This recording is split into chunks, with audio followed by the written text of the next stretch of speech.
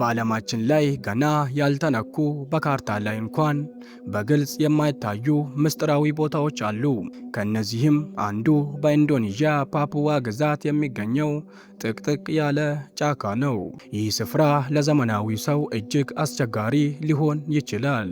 ረግረግ ነው። በየሰኮንዱ የሚዋጉ አደገኛ ነፍሳት ሞልተውታል። እንዲሁም የፀሐይ ብርሃን ወደ መሬት የማይደርስባቸው ጥቁር ቦታዎች አሉት። በዚህ እጅግ አስቸጋሪ በሆነ ጫካ ውስጥ ነው የኮሮዋይ ጎሳዎች የሚኖሩት። እስከ 1974 ዓመተ ምህረት ድረስ እነዚህ ሰዎች ከነሱ ውጪ ሌላ ሰው ዘር በምድር ላይ መኖሩን በፍጹም አያውቁም ነበር። ዓለምን የሚያውቋት በዛፎች ጫፍ ላይ ሆነው ነው። ለመጀመሪያ ጊዜ ነጭ አሳሾችን ባዩ ጊዜ ላሊ ወይም ከከርሰ ምድር የወጡ ነጭ መናፍስት መስሏቸው በፍርሃት ተርበድብደው ነበር። ዛሬ አውደ ድንቅ የሰው ልጅ የስበት ሕግን ተገዳድሮ እንዴት ከዳመና በታች መኖር እንደቻለ የሚያሳይ ጥንታዊ ዘገባ ይዤላችሁ ቀርቤያለሁ። ቪዲዮውን ላይክ እንዲሁም ለቻናላችን አዲስ ከሆናችሁ ቻናላችንን ሰብስክራይብ ማድረጋችሁን አትርሱ። ወደ ቪዲዮ። የኮሮዋይ ቤት መሬት ላይ ሳይሆን በዛፎች ጫፍ ላይ ነው የሚሰራው። ይህ ቤት በአማካኝ ከ30 እስከ 50 ሜትር ከፍታ ላይ ይገኛል። ይህንን የከፍታ መጠን በደንብ ለመረዳት አንድን ባለ 15 ፎቅ ህንፃ በእንጨትና በገመድ ብቻ ሰርቶ ጫፍ ላይ እንደ መኖር አድርጋችሁ ቁጠሩት። የግንባታው ሂደት መጀመሪያ ጠንካራ የሆነ ስሩ መሬት ውስጥ በደንብ የሰመጠ ባንያን የተባለ ዛፍ ይመረጣል። ግንባታው የሚከናወነው ያለ ምንም ምስማር፣ መዶሻ ወይም ዘመናዊ መሳሪያ ነው። ዋናው መሳሪያቸው በድንጋይ ተጠርቦ የተሰራ መጥረቢያ ነው። ወንዶቹ በድንጋይ መጥረቢያ ስቶን አክስ ዛፍ ላይ ይወጣሉ። የዛፉን ጫፍ ቅርንጫፎች አንድ በአንድ ይቆርጣሉ። ይህ የሚደረገው ቤቱ ሚዛኑን ጠብቆ እንዲቀመጥ ነው።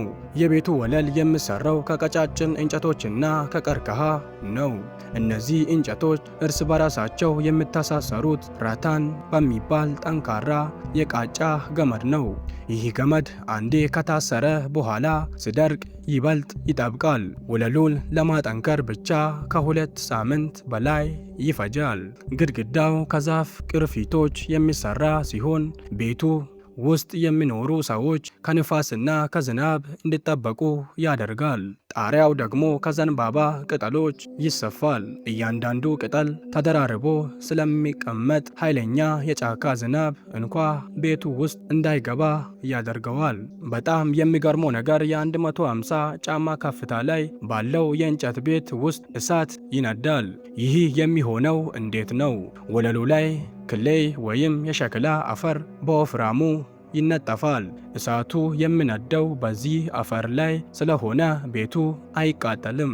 ይህ እሳት ለምግብ መብሰያነትና በማሽን ብርሃን ለመስጠት ያገለግላል። በዚህ ቤት ውስጥ መኖር ብቻውን ትልቅ ስራ ነው። ወደ ቤቱ ለመውጣትና ለመውረድ የሚጠቀሙባቸው መሰላሎች በአንድ ትልቅ እንጨት ላይ በቢላዋ የተቦረቦሩ ናቸው። ይህ መሰላል ለብዙዎቻችን ማውጣት የማይታሰብ ቢሆንም የኮሮዋይ ሕፃናትና አረጋውያን ግን እንደ ወፍ ይሮጡበታል። በኮሮዋይ መንደር ውስጥ ሱቅ ወይም ገበያ የለም። እያንዳንዱ ቤተሰብ ራሱን ምግብ ማግኘት አለበት። ዋነኛው ምግባቸው ሰጎ ይባላል። አንድን ትልቅ የሰጎ ዛፍ መቁረጥ ብቻውን የ2 ቀን ስራ ነው።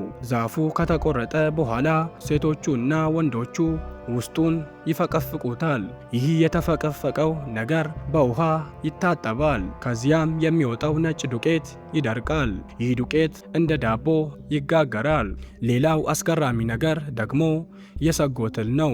በበሰበሱ የዛፍ ግንዶች ውስጥ የሚፈጠሩ ግዙፍ ነጭ ትሎች ለኮሮዋዮች ትልቅ የፕሮቲን ምንጭ ናቸው። ትሎቹን በጥሬው ጭንቅላታቸውን ቀጥቅጠው ይበላቸዋል። ይህ ለተመልካች ሊቀፍ ይችላል። ለነሱ ግን በጫካ ውስጥ ለመኖር የግድ የሚያስፈልግ ምግብ ነው።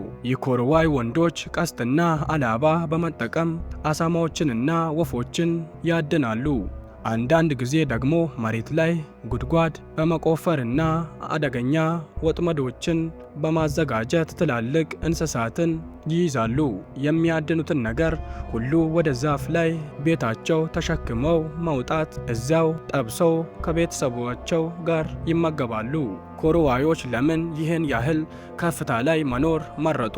ለዚህ ጥያቄ መልሱ መንፈሳዊ ነው። እንደነሱ እምነት ካኩዋ የተባሉ ግዙፍ መናፍስት በመሬት ላይ ይንቀሳቀሳሉ። እነዚህ መናፍስት የሰውን አካል በበሽታ ይበላሉ ብለው ያምናሉ። ስለዚህ ቤታቸውን ከፍ ባደረጉ ቁጥር ከመናፍስቱ ጥቃት እንደሚርቁ ያስባሉ። ስለ ሰው ስጋ መብላት። ይህ ታሪክ ለዓመታት ጎሳውን አስፈሪ አድርጎታል። ነገር ግን እውነታው ከረሃብ ጋር የተያያዘ አይደለም። አንድ ሰው በድንገት ከታመመ ከሞተ ካኩዋ የተባለ ጠንቋይ በሰውየው ውስጥ ገብቶ በልቶታል ብሎ ያምናሉ። ያንን ክፉ መንፈስ ለማጥፋት የሟቹን አካል በስርዓት ይበሉታል። ይህ ለነሱ በቀል ሳይሆን መንደራቸውን ከመንፈስ ጥቃት የመጠበቂያ መንገድ ነው። ዛሬ ይህ ባህል እየጠፋ ቢሆንም ምስጢሩ ግን አሁንም በጫካ ውስጥ ይነፍሳል። ጊዜው እየተቀየረ ነው። የኮርዋይ ጎሳዎችም ከዚህ ለውጥ አላመለጡም። ዛሬ ብዙዎቹ ወጣቶች የዛፍ ላይ ቤታቸውን ትተው ወደ መንደር እየወረዱ ነው። ልብስ መልበስ፣ ትምህርት ቤት መሄድና በገንዘብ መገበያየት ጀምረዋል። ይህ አስገራሚ የአኗኗር ጥበብ ምናልባትም ከጥቂት ዓመታት በኋላ ታሪክ ብቻ ሆኖ ሊቀር ይችላል።